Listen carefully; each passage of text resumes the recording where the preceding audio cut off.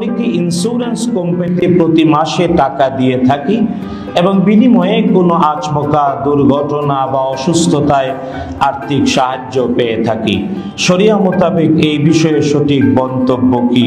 এক নাম্বার হলো ইন্স্যুরেন্স বা ইস্যুরেন্স, দুইটা ইংরেজি শব্দ, একটা ইস্যুরেন্স আর একটা ইন্স্যুরেন্স। ইস্যুরেন্স হলো যে অগ্রিম নিশ্চয়তা প্রদান, আর ইন্স্যুরেন্স মানে ঝুঁকি মোকাবেলায় অ্যাডভান্স সহযোগিতার ওয়াদা। ইংরেজি এই ইন্স্যুরেন্স ইস্যুরেন্সকে বাংলায় বলে বীমা, বাংলায় বলে বীমা। আরবিতে এর নাম আত-তামিন, আরবিতে এর নাম আত-তামিন। তামিন মানে হলো বীমা। কিন্তু এই যে বীমা মানে আমরা সাধারণত বুঝি বীমা মানে বীমা কোনো বস্তুরও হয়, বীমা কখনো জীবনেরও হয়। বাংলাদেশে লাইফ ইন্স্যুরেন্স আছে অনেকগুলো, এর মধ্যে ট্রেডিশনালও আছে, শরিয়া ভিত্তিকও আছে।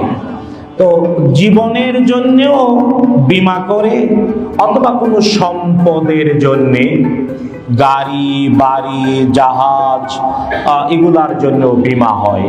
তাই বস্তুর যেমন বীমা হয়, জীবনের জন্যও বীমা হয়। তবে বস্তুর বীমা ন্যাচারালি হয় যে ব্যক্তি একটা বীমা কোম্পানির সাথে চুক্তিবদ্ধ হয়, ওই বীমা কোম্পানির আবার তাকে অ্যাকচুয়ারি, তাদের নাম বলে অ্যাকচুয়ারি, যারা সিএ চার্টার অ্যাকাউন্টেন্ট পাশ করার পরেও আরো বেশ কিছু অঙ্ক কষায় এক্সপার্ট, তাদের নাম হলো অ্যাকচুয়ারি। অ্যাকচুয়ারির কাজ হলো তারা পলিসি তৈরি করবে স্ট্যাটিস্টিক্সের ভিত্তিতে, এই সমাজ রাষ্ট্র জাতিতে গবেষণা করে দেখবে কি ধরনের ঝুঁকি হয়, কত পার্সেন্ট হয়, কবে কবে হয়, এর ভিত্তিতে অঙ্ক কষে কত প্রিমিয়াম নিলে এর ঝুঁকি মোকাবেলায় কত পরিশোধ করা যাবে, অ্যাকচুয়ারি হিসাব করে দেয়। অ্যাকচুয়ারি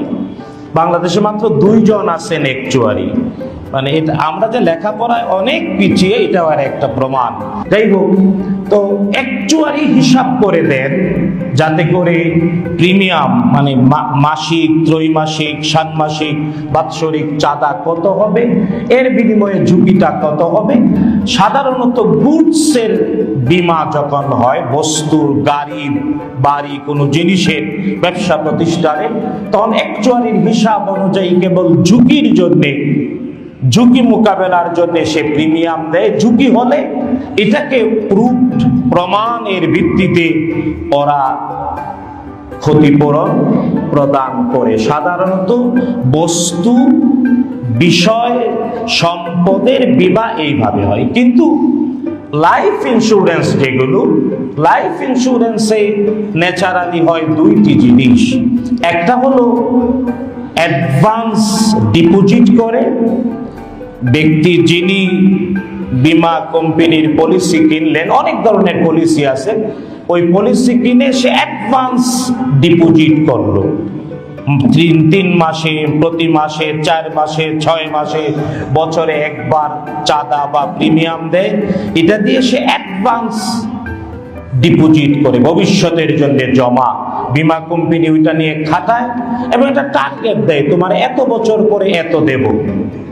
2 নাম্বার হলো বীমা কোম্পানিগুলো আরেকটা পর্শন তাদের কাছ থেকে নেয় যে তোমার সাথে এই লাইফ ইন্স্যুরেন্সে যত মানুষ এই আমব্রেলার নিচে আসলো, তারা যখন কোনো ঝুঁকিতে পড়বে, অ্যাক্সিডেন্ট করবে, মারা যাবে, দুরারোগ্য ব্যাধি হবে, তখন তাকে হেল্প করা হবে, ডোনেশন।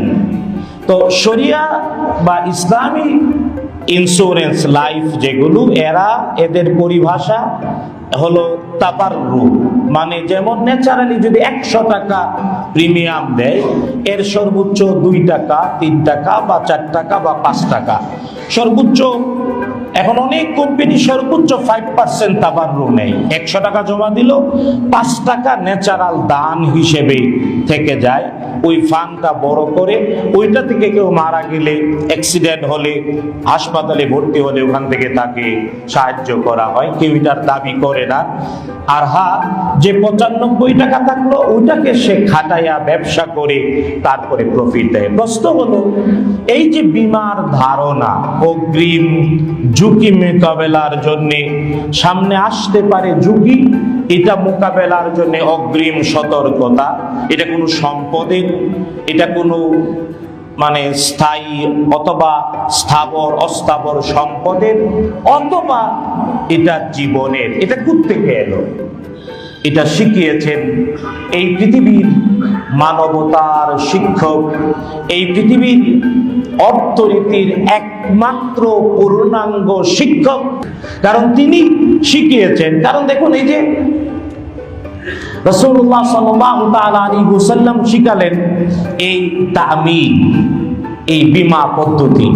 রাসূলুল্লাহ সাল্লাল্লাহু আলাইহি ওয়াসাল্লাম শিখালেন যাতে করে মানুষ একজন আরেকজনের ঝুঁকি পূর্ণ করতে আগায় আসে। এবং এটা রাসূলুল্লাহ সাল্লাল্লাহু আলাইহি ওয়াসাল্লাম ন্যাচারাল লেভেলেও শিখিয়েছেন। যদি কেউ বীমা নাও করে, তবে ন্যাচারাল একটা বীমা আছে, ন্যাচারাল বীমা। আমরা তো বীমা করি প্রিমিয়াম জমা দিয়া, কোনো কিছু জমা না দিয়া উল্টো দিতে হয় ন্যাচারাল বীমা ইসলামে। এটা হলো যখন কোনো ব্যক্তি সে রক্তমূল্য দিতে হয়, রক্তমূল্য। ইসলামী বিচার ব্যবস্থায় একটা হলো কিসাস আর একটা হলো দিয়াত। কিসাস মানে জীবনের বিনিময়ে জীবন, আর দিয়াত মানে হলো রক্তের মূল্য। আর রক্তের মূল্য 100টা উট। কয়টা উট? 100টা উট। কোন ব্যক্তি ভুল করে কাউকে হত্যা করে ফেললো, অথবা হত্যা করেছে, নিহতের পরিবার বলেছে তাকে হত্যা না, তবে রক্তমূল্য দিয়ে দিক। এখন রক্তমূল্য দেওয়ার সময়ে তার টোটাল সম্পত্তি বিক্রি করলেও 100টা উটের দাম আছে না? অধিকাংশই এমন। তাহলে কি হবে? রাসূলুল্লাহ সাল্লাল্লাহু আলাইহি ওয়াসাল্লাম বলেছেন, তাইলে তার আত্মীয় ন্যাচারালি হয় 3 ধরনের। কয় ধরনের? একটা পৈতৃক সূত্রে, আরেকটা বৈবাহিক সূত্রে, আরেকটা দুগ্ধপানের সূত্রে। পৈতৃক সূত্রে, বৈবাহিক সূত্রে এবং দুগ্ধপানের সূত্রে। পৈতৃক সূত্রের উত্তরাধিকার মানে আত্মীয় স্বজন সম্পর্ক যা হয়, পরিত্যক্ত সম্পত্তিও পায় নির্দিষ্ট লেভেল পর্যন্ত। বৈবাহিক সূত্রে যে আত্মীয়তা হয়, এটাতেও সম্পত্তি পায়, উত্তরাধিকার পায় একটা নির্দিষ্ট লেভেল পর্যন্ত। কিন্তু দুগ্ধপানের সম্পর্কে কেবল আত্মীয়তা হয়, উত্তরাধিকার পায় না। কিন্তু যখন কেউ এমন রক্তমূল্য দিতে হয় অথচ তার পয়সা নাই, বিশ্বনবী সাল্লাল্লাহু আলাইহি ওয়াসাল্লাম বলছেন সবাই যাতে দেয়, তার সকল আত্মীয়রা ন্যাচারাল বীমার অংশ হিসেবে তার জীবনটা যাতে রক্ষা করে। তো আমাদের দেশে যে বীমাগুলো হয় এখন, গুডসের বীমা, এতে গাড়ির বীমা, বাড়ির বীমা, ব্যবসা প্রতিষ্ঠানের বীমা, জাহাজ বীমা করে, এতে অ্যাকচুয়ারির দেয়া হিসাব অনুযায়ী প্রিমিয়াম দেয়। আর যখন এই বীমা কোম্পানিটা ট্রেডিশনাল ইউজারি সিস্টেমে চলে, তখন টাকাগুলো সুদে খাটায়, সুদ থেকে আবার সুদ আসে, আবার সুদ থেকে এর ঝুঁকি মোকাবেলায় সাহায্য করে। এই জন্যে সুদ থাকার কারণে ওটা হারাম। সুদ থাকার কারণে এটা বীমা হারাম না। হারাম কখন? বলেন কিসের কারণে? সুদের। হ্যাঁ, কখনো কখনো কিছু কিছু বীমা আছে যার মধ্যে গারার আছে, অনিশ্চয়তা আছে। সুস্পষ্ট অনিশ্চয়তা আছে ডকুমেন্টেশনে। তাই ইসলামে এই অনিশ্চয়তাকে দূর করে যা কিছু বলবে সুস্পষ্ট থাকতে হবে। এই জন্য ডকুমেন্টেশনে কখনো কখনো গারার অস্পষ্টতা থাকে। হ্যাঁ, সুদ এবং অস্পষ্টতার কারণে ট্রেডিশনাল বীমাগুলোকে ইসলাম জায়েজ বলে না না না। অপরদিকে বাংলাদেশে আলহামদুলিল্লাহ, বাংলাদেশে সরকার অর্থ মন্ত্রণালয়, শুধু তাই না, এক সময়ে বাংলাদেশে ছিল বীমা অধিদপ্তর, কিন্তু এটা বীমা অধিদপ্তর চেঞ্জ হয়ে এখন বীমা নিয়ন্ত্রণ সংস্থা ইদরা নামে একটা সংস্থা হয়েছে।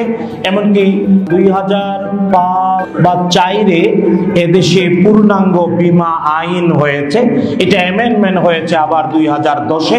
তো ইদরা যারা বীমাকে নিয়ন্ত্রণ করে এবং উন্নয়ন করে, বীমা উন্নয়ন এবং নিয়ন্ত্রণ সংস্থা, এদেরও বেশ কিছু কমিটিতে আমি মেম্বার ছিলাম ইসলামী বীমাকে ডেভেলপ করার জন্য। তো আলহামদুলিল্লাহ বাংলাদেশে এখন গুডসের ইসলামী বীমা আছে, যেখানে সুদ মুক্ত এবং অস্পষ্টতা নাই। সুদ এবং গারার না থাকলে বীমা পদ্ধতিটা যদি সুদ মুক্ত হয়, অস্পষ্টতা মুক্ত হয়, তাহলে বস্তুর বীমা করতে পারেন। প্রতিষ্ঠানগুলো ওদের স্লোগানে লেখে শরিয়া মোতাবেক পরিচালিত, বেশ কিছু প্রতিষ্ঠান আছে। অপরদিকে লাইফ ইন্স্যুরেন্স, যেগুলো বীমা জীবনের করে, জীবনের বীমা, এই জীবনের বীমা যেগুলো করে ট্রেডিশনাল, এদের মধ্যে ঠিক একই ধরনের ওরা পুঁজিটা নেয়, ডিপোজিটটা নেয়, নিয়ে এটাকে সুদে খাটায়, আবার সুদকে রিটার্ন করে মূলধনের সাথে মিলাইয়া সুদ সহ ফেরত দেয়। এই জন্যে আবার এদের মধ্যে কখনো কখনো জুয়ার মতো আছে, গারার অস্পষ্টতা আছে, মাইসার আছে। এগুলাকে বাদ দিয়ে মুহাম্মদুর রাসূলুল্লাহ সাল্লাল্লাহু তাআলা আলাইহি ওয়াসাল্লাম শিখিয়েছেন এমন পদ্ধতির জীবন বীমাও বাংলাদেশে চর্চা হচ্ছে, বলেন না আলহামদুলিল্লাহ। আর এতে অনেক ধরনের পলিসি আছে। এই পলিসিতে অ্যাকচুয়ারির হিসাব অনুযায়ী আপনি যে টাকা জমা দেন, মাসিক, ষান্মাসিক, ত্রৈমাসিক, 4 মাসিক অথবা বাৎসরিক, ওইটার একটা বৃহৎ অংশ অ্যাডভান্স ডিপোজিট হিসেবে মুদারাবায় অথবা ওয়াকালায়, আমি আরবি পরিভাষাগুলো বলছি, মুদারাবায় অথবা ওয়াকালায় নিয়ে ওরা খাটায়। লাভ হলে এর একটা টার্গেটেড লাভ অ্যাপ্রক্সিমেট বলে, আর যা অ্যাকচুয়াল হয় তার উপরে সময় শেষে ফেরত দেয়। কিন্তু ওই যে 100 টাকায় 2 টাকা, 3 টাকা, 4 টাকা বা 5 টাকা তাবাররু ফান্ডে, তো এই যে 2 টাকা, 3 টাকা, 5 টাকা তাবাররু ফান্ডে গেল, ওইটাকে আলাদাভাবে খাটিয়ে ওইটা থেকে ঝুঁকি মোকাবেলার জন্য দেয়া হয়। কারণ ইসলামী লাইফ ইন্স্যুরেন্সে ব্যক্তি 2টা কাজ করে, একটা হলো নিজের জন্য অ্যাডভান্স জমায়, 2 নাম্বার হলো তার সাথে এই আমব্রেলার নিচে যারা এসেছে তাদের প্রত্যেকের ঝুঁকিতে অংশ নেয়। তাবাররু ফান্ড বলে, ওই ফান্ড থেকে মরে গেলে তাকে সাহায্য, অ্যাক্সিডেন্ট হলে সাহায্য, হাসপাতালে অসুস্থ হলে সাহায্য দেয়া হয়। তাই এই যে বীমা, এটা অর্থনীতির একটা গুরুত্বপূর্ণ বিষয়। তবে হ্যাঁ, ইসলামের অনুকূলে, শরিয়ার অনুকূলে, শরিয়ার পদ্ধতির ভিত্তিতে পরিচালিত বীমা, যা ইসলাম শরিয়া দ্বারা পরিচালিত, তা করবেন। তা বাংলাদেশে প্রচার হোক, প্রসার হোক। ইসলামিক ইন্স্যুরেন্স যেগুলো শরিয়া মোতাবেক পরিচালিত বীমা, তার জীবনের অংশ হওয়া উচিত। তাইলে ব্যক্তি টেনশনবিহীন চলতে পারে, অ্যাডভান্স ডিপোজিট করে, আবার ঝুঁকিতেও অন্যকে সাহায্য করে, নিজের ঝুঁকিতেও অন্যরা তাকে সাহায্য করে। সুতরাং আসুন না, আমাদের শিক্ষা ব্যবস্থাতেও বীমা থাকুক, স্কুলে পড়ুক, বাচ্চারা শিখুক, এদেশে শরিয়ার অনুকূলে বীমার ব্যবস্থাপনা প্রতিষ্ঠিত হোক। মানুষ যাতে আর্থিক জীবনে সুন্দর ভবিষ্যৎ বিনির্মাণ করতে পারে, ঝুঁকিতে সবাই পরস্পর সাহায্য করতে ঝুঁকিমুক্ত সুন্দর জীবনে ধন্য হতে পারে। আল্লাহ তৌফিক দেন, আমিন।